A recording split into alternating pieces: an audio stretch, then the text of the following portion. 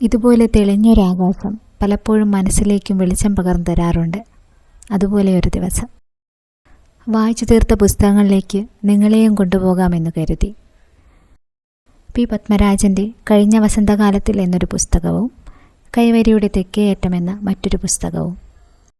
ഞാൻ ഗന്ധർവൻ, ചിത്രശലഭമാകാനും പാവയാകാനും മാനാകാനും മനുഷ്യനാകാനും നിന്റെ ചുണ്ടിൻ്റെ മുത്തമാകാനും നിമിഷാർദ്ധം പോലും ആവശ്യമില്ലാത്ത ഗഗനചാരി. പി പത്മരാജൻ.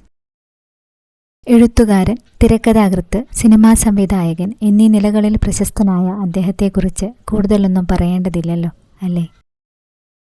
ഇത് അദ്ദേഹത്തിൻ്റെ ചെറുകഥകളടങ്ങിയ പുസ്തകങ്ങളാണ്. ഒന്നിൽ 13 മറ്റൊന്നിൽ 15 ചെറുകഥകളുണ്ട്.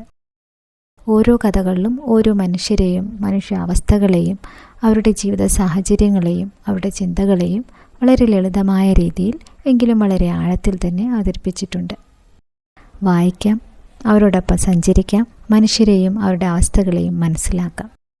സ്നേഹത്തോടെ നിങ്ങളുടെ സ്വന്തം റോസ്ന.